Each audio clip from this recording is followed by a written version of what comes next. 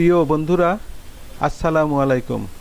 আশা করি আল্লাহর অশেষ মেহেরবানিতে সকলেই ভালো আছেন। বন্ধুরা, আজকের এই ভিডিওতে দেখতে পাবেন কম্পিউটার বা ল্যাপটপে টাস্ক ভিউ এর ব্যবহার পদ্ধতি।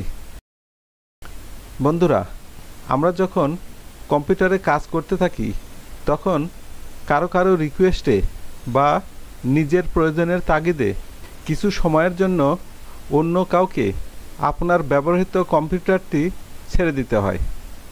সেক্ষেত্রে আপনি ইচ্ছা করলে যে ডেস্কটপে কাজ করতেছেন এই টাস্ক ভিউ ব্যবহার করে আপনার ডেস্কটপটি অবিকল সে অবস্থায় রেখে তাকে অন্য আরেকটি নতুন ডেস্কটপ তৈরি করে দিতে পারবেন এবং পরবর্তীতে ওই ব্যক্তির কাজ শেষে আপনার ডেস্কটপটি পূর্বাবস্থায় রিস্টোর করে নিতে পারবেন। মূলত এই পদ্ধতির জন্যই টাস্ক ভিউ ব্যবহার করা হয়ে থাকে।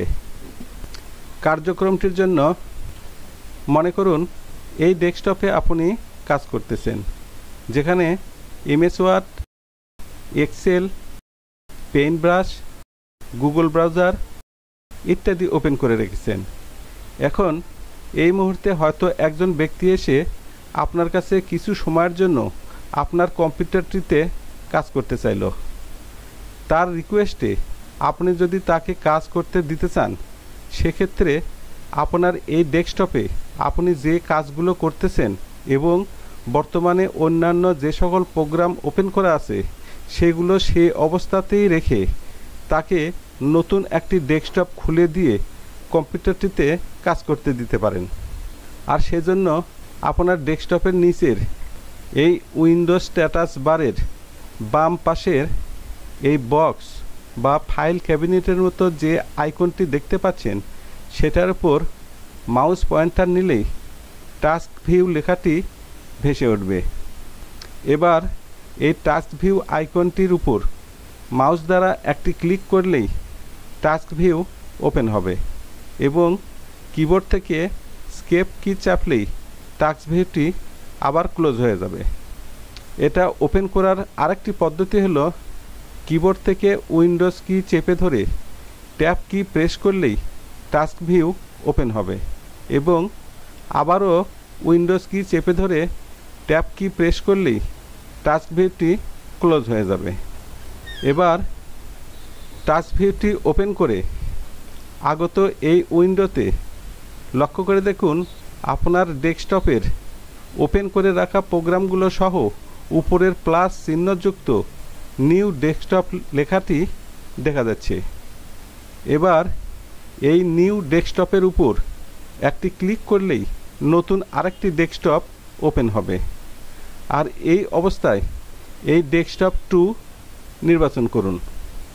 এবার দেখুন নতুন একটি ডেস্কটপ হাজির হয়েছে, যেখানে আপনার ওপেন করে রাখা কোনো ফাইল শো করছে না। আর এই পদ্ধতি ব্যবহার করেই একটি কম্পিউটারে একাধিক ডেস্কটপ তৈরি করে একাধিক ব্যক্তিকে কাজ করতে দিতে পারবেন।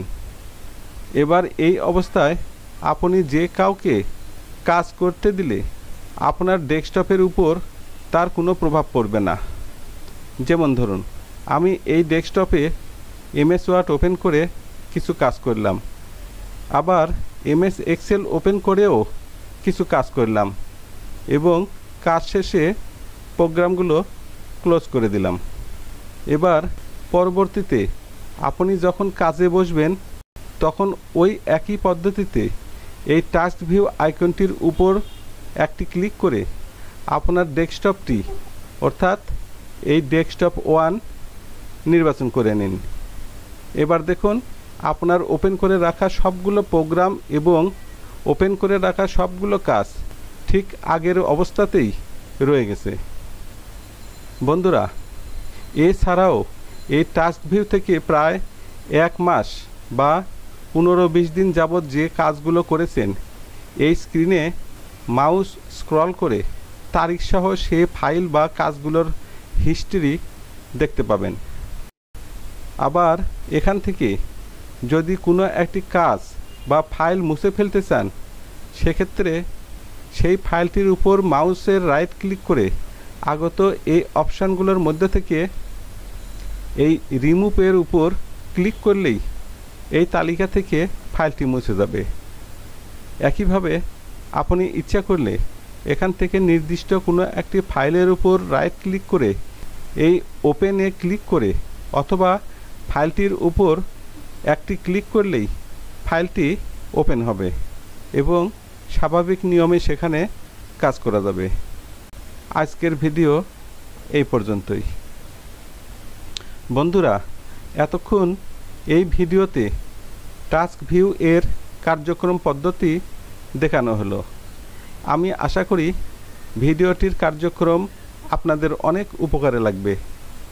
পরিশেষে আপনাদের কাছে বলতে চাই, ভিডিওটির কার্যক্রম যদি আপনাদের উপকারে লাগে বা ভালো লাগে তাহলে অবশ্যই সাবস্ক্রাইব করবেন, লাইক দিবেন, শেয়ার এবং কমেন্টস করবেন। ধন্যবাদ।